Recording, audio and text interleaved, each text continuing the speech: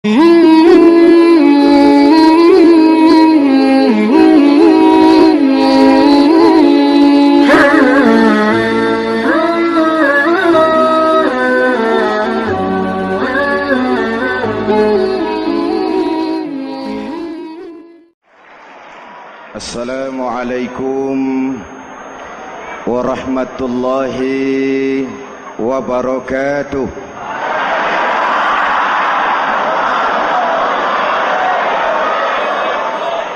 Alhamdulillahi rabbil alamin, wassalatu wassalamu ala ashrafil mursalin, sayyidina wa maulana Muhammadin wa ala alihi wa sahbihi ajmain, amma ba'du.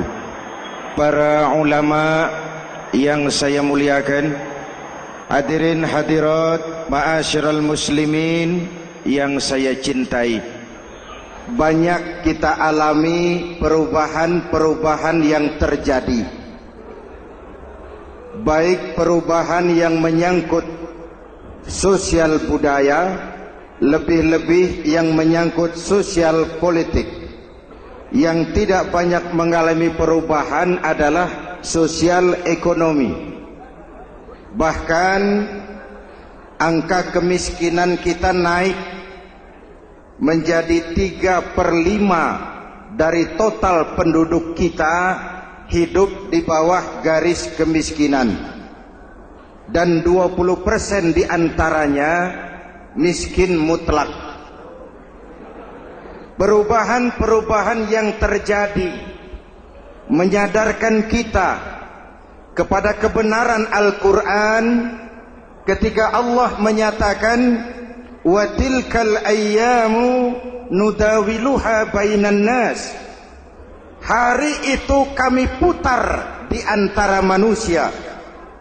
Ada saat datang, ada waktu pergi.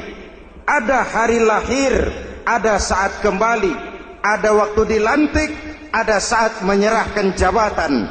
Hari kami putar di antara manusia dan hidup cuma sekadar menunggu giliran. Soalnya kemudian di tengah perubahan-perubahan yang terjadi begitu cepat, what must we do now?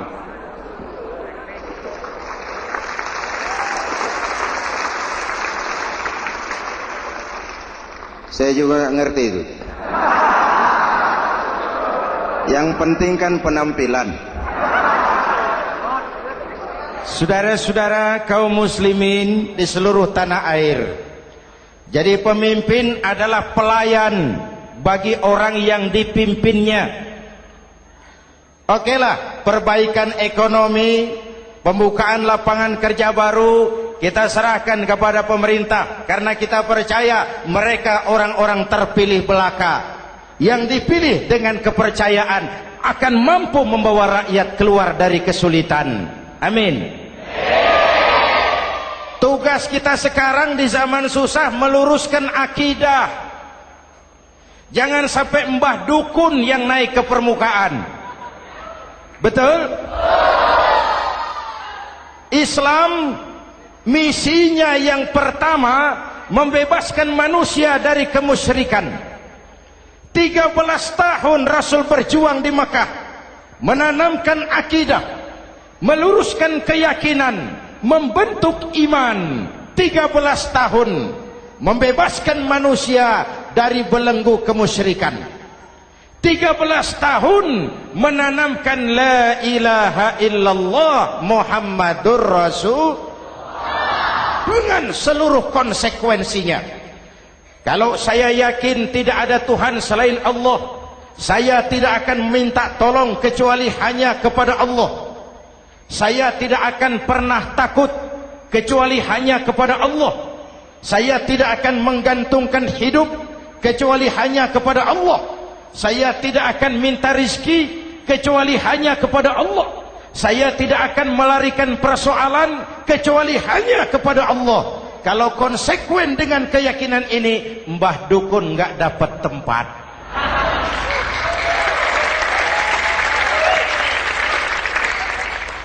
Akur.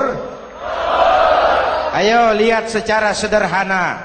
Saya sandaran di tiang, tiangnya ambruk, sayanya jatuh. Saya sandaran di tembok, temboknya runtuh, saya juga runtuh. Saya sandaran kepada orang kaya, dia jatuh miskin, saya bangkrut. Saya sandaran kepada jenderal, dia pensiun, saya selesai. Tapi kalau saya sandaran hanya kepada Allah, Allah tidak akan pernah miskin, Allah tidak akan pernah lumpuh, Allah tidak akan pernah terpuruk, dan Allah tidak akan pernah berkurang kekuasaannya.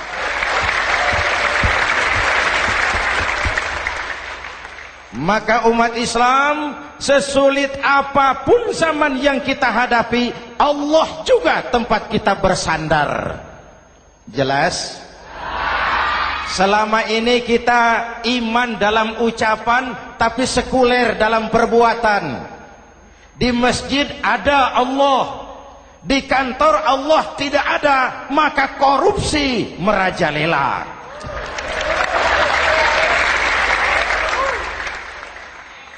Di masjid ada Allah, di pasar Allah tidak ada, maka timbangan tetap curang. Kita iman dalam ucapan, tapi sekuler dalam perbuatan. Oleh karena itu, sesulit apapun zaman yang kita hadapi, iman jugalah pegangan kita. Allah juga tempat kita bersandar. Boleh zaman berubah, akidah jangan sampai goyah. Karena iman kita hidup, untuk iman kita berjuang, dan dalam iman kita ingin kembali menghadap Allah Subhanahu. Selama ini manusia Indonesia kita lebih banyak diisi otaknya, hati sering kosong, agama dangkal, akidah rapuh, moral rendah. Memang kemudian muncul banyak orang-orang pintar, cuma sayang tidak benar. Indonesia kita bangkrut, Indonesia kita terpuruk, Indonesia kita sakit parah kalau diurus orang yang cuma pintar tapi tidak benar. Kita perlu orang-orang pintar, tapi kita lebih perlu orang benar. Jelas? Kalau cuma pintar tapi tidak benar, itu yang sering saya sampaikan, nanti disuruh ngurus beras malah nimbun beras.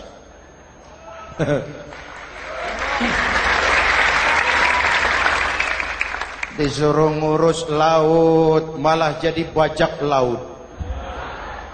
Disuruh ngurus hutan rame-rame jadi orang hutan. Jutaan hektar hutan Indonesia kita ini merupakan kekayaan sumber daya alam kita yang harus digunakan bagi sebesar-besar kemaslahatan rakyat. Yang disuruh ngurus hukum malah bikin hukum seperti pisau, tajam ke bawah, tumpul ke atas. Jangan heran lalu di masyarakat muncul street justice, pengadilan jalanan, sebagai refleksi dari ketidakpuasan melihat sikap hukum yang sangat berpihak. Kalau yang kecil salah, hukum cepat-cepat ditegakkan.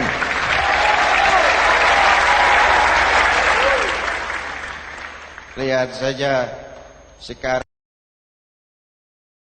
sekarang ini kalau orang terkenal banyak uang punya masalah, antri yang bela. Betul?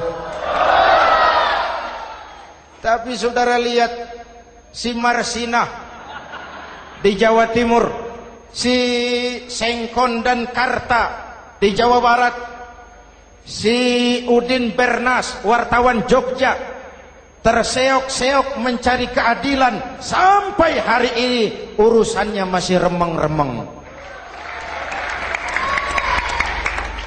Kenapa bisa begitu? Jawabannya sederhana, tidak ada fulus. Ada fulus mulus, tidak ada fulus manfus. Betul? Jangan sampai para penegak hukum kita terjebak pada lagu baru, maju tak gentar membela yang bayar. Biar bertentangan dengan nurani, biar bertentangan dengan public opini, biar bertentangan dengan rasa keadilan. Siapa yang bayar, itulah majikan. Mau benar atau salah, belain terus. Kalau seperti inilah hukum kita, mafioso keadilan akan tetap gentayangan. Hadirin yang saya hormati, 13 tahun beliau berjuang di Mekah, meluruskan keyakinan, memantapkan akidah, meneguhkan iman. Dari situ segalanya dimulai, dan ke situ segalanya akan menuju. Intan paling mahal, mutiara paling berharga, tidak lain adalah nilai-nilai keimanan. Kalau itu sudah tergadai, apalagi yang bisa kita banggakan dalam kehidupan ini? Kita merasa harta kita berharga, belum ada artinya ketimbang iman. Kedudukan kita punya nilai pun belum ada artinya ketimbang dengan nilai-nilai keimanan. Itu intan paling mahal, itu mutiara paling berharga. Harta baru ada manfaatnya kalau dilandasi dengan iman. Jabatan dan kedudukan baru terasa gunanya kalau dilandasi dengan keimanan. Kalau jabatan lepas dari iman, yang akan lahir Fir'aun baru. Jelas? Kalau harta terlepas dari iman, yang akan muncul adalah konglomerat Korun.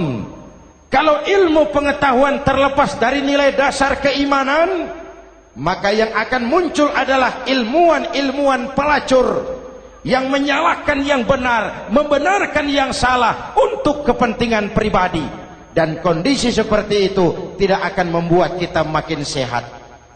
Oleh karena itu, pada kesempatan ini, pesan pertama saya, menghadapi zaman susah, tetap jaga akidah. Tetap pelihara keyakinan. Kesulitan bukan untuk ditakuti, untuk diatasi. Hidup adalah kerja keras, bukan keajaiban. Perubahan tidak akan datang hanya dengan simsalabim abragadabra. Perubahan tidak akan muncul hanya dengan berandai-andai. Perubahan tidak akan turun dari langit seperti turunnya embun di waktu malam. Perubahan adalah kerja keras. Sehingga Al-Quran membimbing kita, innallaha la yughayyiru ma biqaumin hatta yughayyiru ma bi anfusihim. Allah tidak akan mengubah keadaan suatu bangsa kalau mereka tidak mau mengubah apa yang ada di dalam diri mereka. Yang ada di dalam diri itu rule of thinking, state of mind, cara kita berpikir, cara kita memandang kehidupan, cara kita mengatasi persoalan. Hadirin yang saya hormati, inilah iman. Berangkat dari ini kita menyadari, ini ujian buat kita rakyat. Dan kita rakyat Indonesia ini kalau sama susah sih sudah kenyang. Ya Pak? Ya Pak? Kita ini sebagai bangsa mengalami apa yang disebut oleh Bung Karno up and down. Naik, turun, timbul, tenggelam, pasang, surut. 350 tahun dijajah oleh Belanda, kita susah. Berangkat Belanda, masuk Jepang, susah lagi. Pergi Jepang, datang nikah, susah lagi. Lalu kita merdeka, dirongrong oleh berbagai pemberontakan, susah lagi. Makan bulgur, antri minyak. Lalu PKI berontak, susah lagi. Muncul orde baru, lama-lama susah lagi. Orde baru selesai, naik reformasi, mulai repot nasi, susah lagi.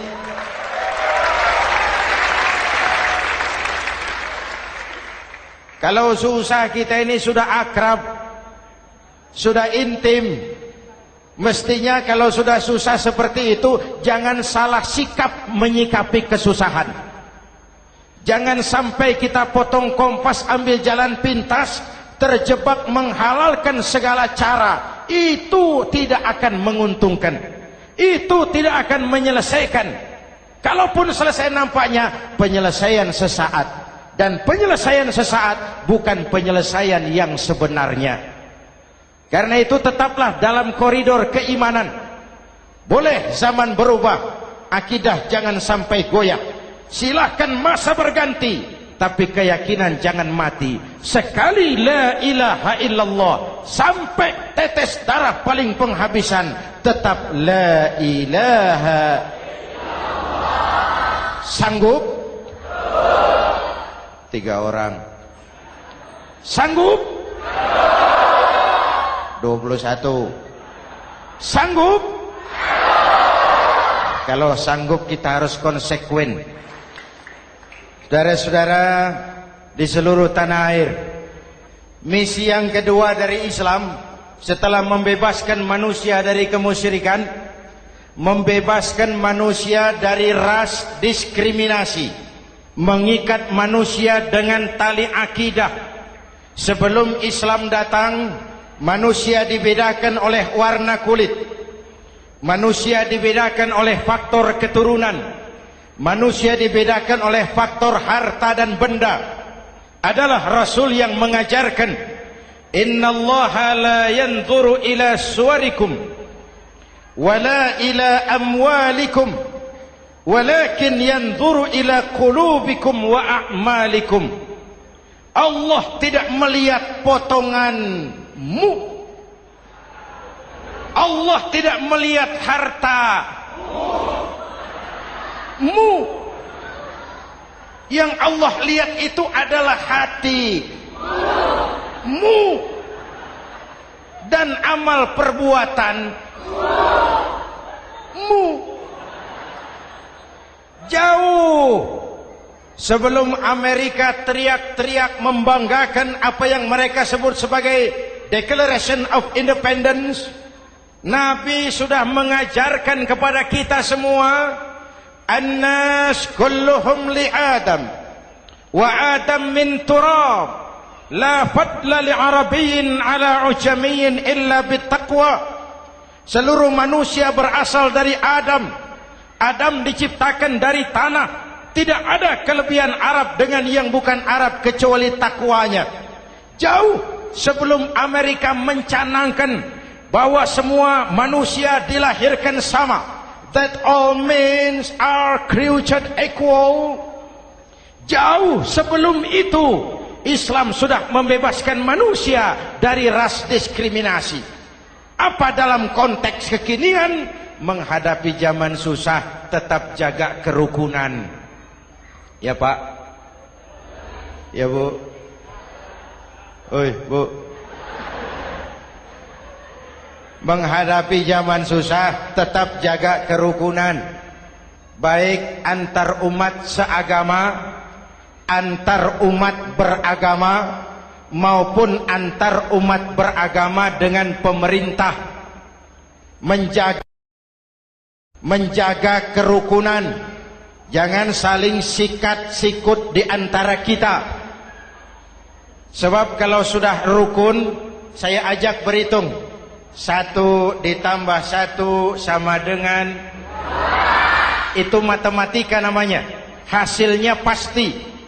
Tapi angka sosial hasilnya aneh.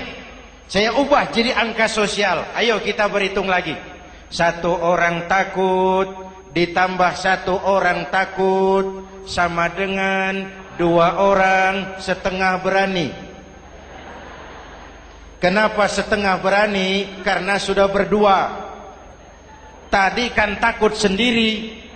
Kalau sama-sama takut berkumpul jadi setengah berani. Kalau ditambah 1 orang takut lagi, 1 orang takut ditambah 1 orang takut ditambah 1 orang takut sama dengan 3 orang berani. Kenapa jadi berani? Karena sudah bertiga. Kita yang lemah, kita yang marginal, kita yang dikucilkan, bahkan kita yang dilecehkan, kalau mau rukun kita akan kuat dan tidak bakal dipermainkan orang.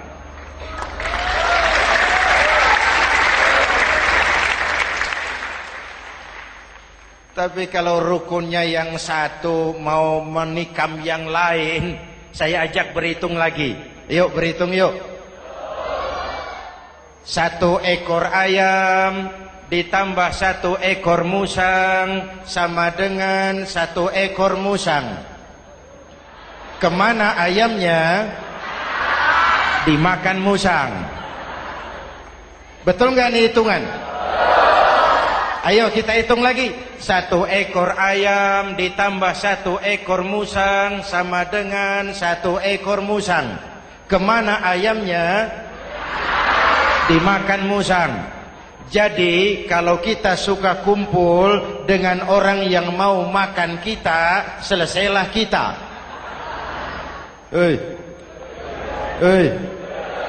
Maka kalau merasa kita ini ayam, yuk kumpul sama-sama ayam, pulang ke kandang ayam.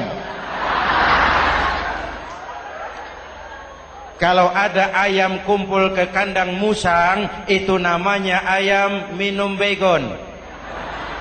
Jelas? Menjaga kerukunan.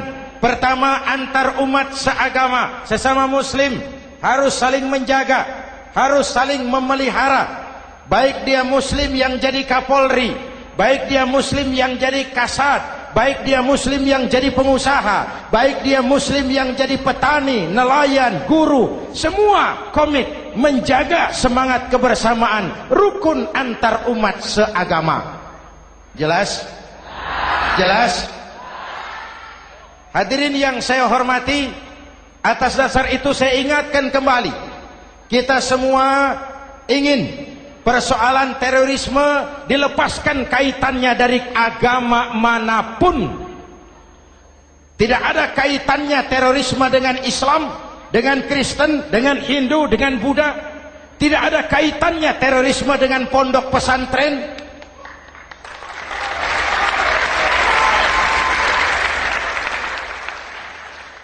Jangan sampai pesantren jadi kambing hitam.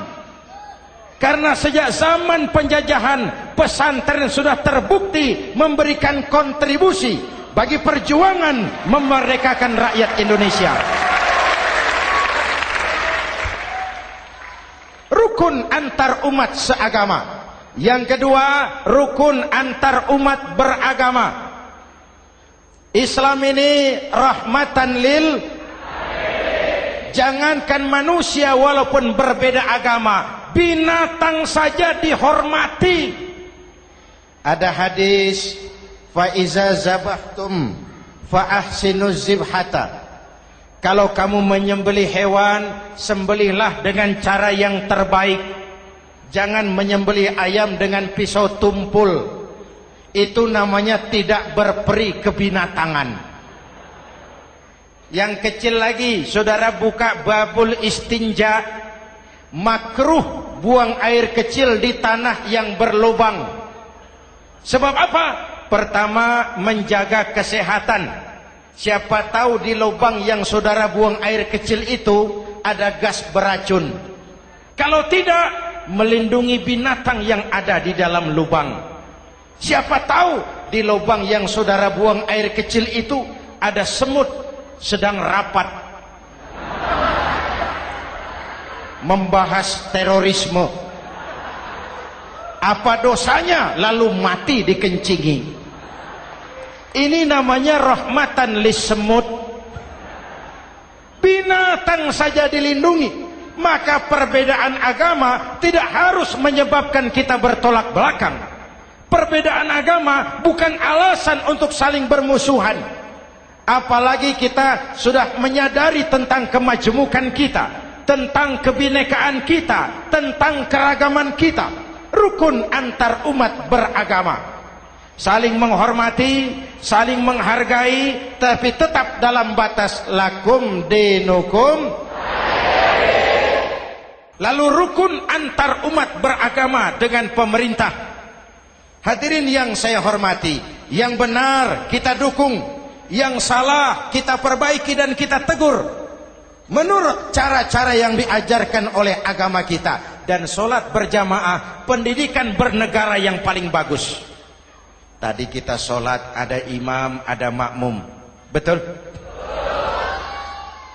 makmum wajib ikut imam kalau imam benar sholatnya.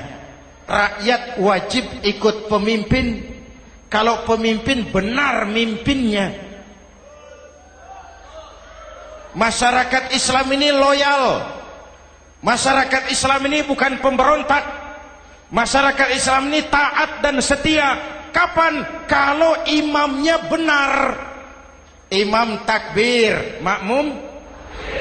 Imam ruku, makmum. Imam i'tidal, makmum. I'tidal. Imam sujud, makmum. Tapi kalau imam keliru, mestinya imam ruku malah sujud. Salah imam ini. Tegur. Siapa yang wajib negur? Makmum yang saf terdepan. Anggota DPR.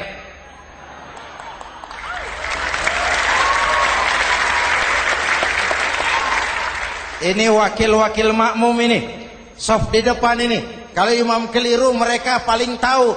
Ngomong. Tegur. Bagaimana negurnya? Ada aturan main. Mestinya ruku, imam sujud. Salah ini imam. Subhanallah. Kan begitu negurnya. Betul? Tidak boleh juga imam keliru, makmum emosi. Main pegang. Weh, makmum salah. Hoi, hoi. Kacau sholat. Betul? Anggota dewan ini, saf di depan. Itu kalau imam keliru. Satu saat imam buang angin. Namanya manusia bisa buang angin toh. Apa makmum lalu berkata, demi kesetiaan saya kepada imam, imam buang angin, saya lebih keras lagi. Itu namanya fanatisme buta, loyalitas yang goblok. Imam buang angin, minggir. Iyyaka na'budu wa iyyaka nasta'in. Sampai situ imam buang angin, minggir imam. Lalu saf yang di depan maju. Tidak usah bikin sholat baru, teruskan pekerjaan imam. Ihdinas siratal mustaqim. Teruskan. Kenapa? Kalau bikin sholat baru lagi, nanti buang angin lagi. Bikin lagi sholat. Kapan selesainya sholat? Kapan selesainya membangun negara ini? Yang penting imam tahu diri, buang angin, minggir.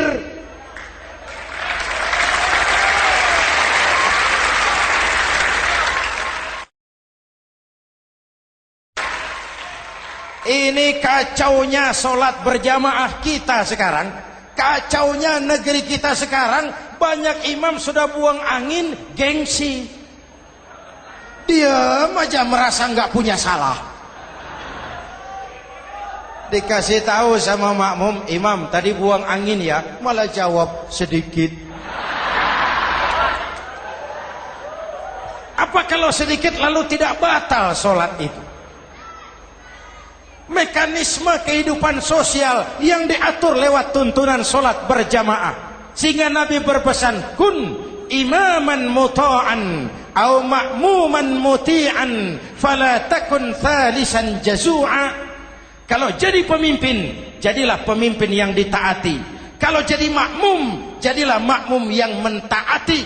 Jangan jadi golongan ketiga pemecah belah. Di depan tidak jalan, di belakang takut, ditaruh yang di tengah, di depan didorong, yang belakang ditendang. Ini namanya biang kerok. Saudara-saudara, dari uraian singkat ini saya ambil beberapa catatan pokok. Pertama, kalau ada intan paling mahal, kalau ada mutiara paling berharga dalam hidup kita, itu tidak lain adalah karena keyakinan. Hidup jadi indah, hidup jadi berharga, hidup jadi berarti kalau didasari atas sebuah keyakinan. Dan keyakinan itu tidak lain adalah nilai iman kita, akidah kita kepada Allah Subhanahu wa ta'ala. Yang kedua, tetap menjaga kerukunan. Sesulit apapun zaman yang kita hadapi, kita tetap harus menjaga semangat kebersamaan. Kita harus tetap menjadi lem perekat yang menjaga keutuhan, baik sebagai bangsa maupun sebagai umat. Perbedaan adalah wajar, harus dihormati sebagai ciri kehidupan berdemokrasi. Tapi jangan perbedaan menjadi sebab kita bermusuhan, dan jangan perbedaan menyebabkan kita saling berpecah belah. Hormati perbedaan, jangan perbedaan dipandang sebagai permusuhan. Dengan akidah yang kuat dan kebersamaan yang kokoh, ayo kita hadapi kesulitan, kita atasi kesulitan, dan dengan kerja keras untuk menyongsong hari esok yang lebih pasti. Mari kita Fatihah, semoga Allah memelihara kita bangsa Indonesia. Ala hadhihi niyah wa ila hadratin Nabi. Al-Fatihah.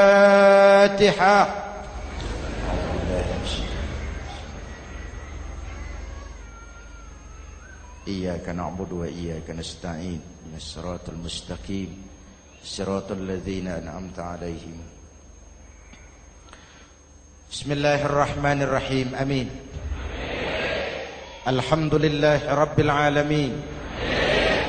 اللهم صل وسلم وبارك على سيدنا محمد وعلى آله وصحبه أجمعين.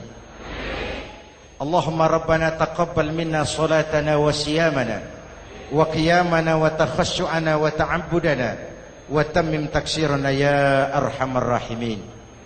اللهم أصلح من في صلاحه صلاح المسلمين. اللهم أهلك من في هلاكه صلاح المسلمين. اللهم ربنا لا تؤاخذنا إن نسينا أو أخطأنا. ربنا ولا تحمل علينا إصرا كما حملته على الذين من قبلنا. ربنا ولا تحملنا ما لا طاقة لنا به واعف عنا واغفر لنا وارحمنا أنت مولانا فانصرنا على القوم الكافرين. اللهم اجعلنا من السعداء المقبولين ولا تجعلنا من الأشقياء المردودين. أفضل ما قلته أنا والنبيون من قبلي لا إله إلا الله.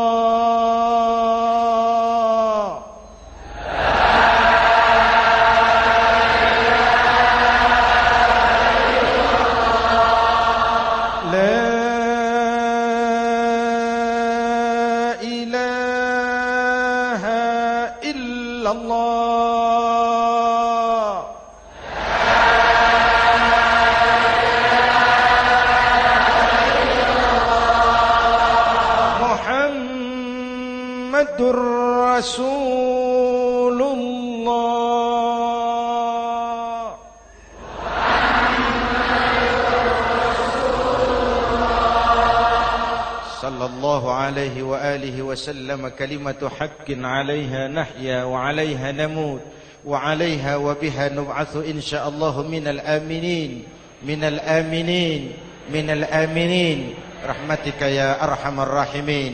صلى الله على سيدنا محمد وعلى آله وصحبه أجمعين. Ana rabbika rabbil izzati amma yasifun. Salamun alal mursalin. Walhamdulillahi rabbil alamin. Jumpa lagi di lain kesempatan insyaallah. Wassalamualaikum warahmatullahi wabarakatuh.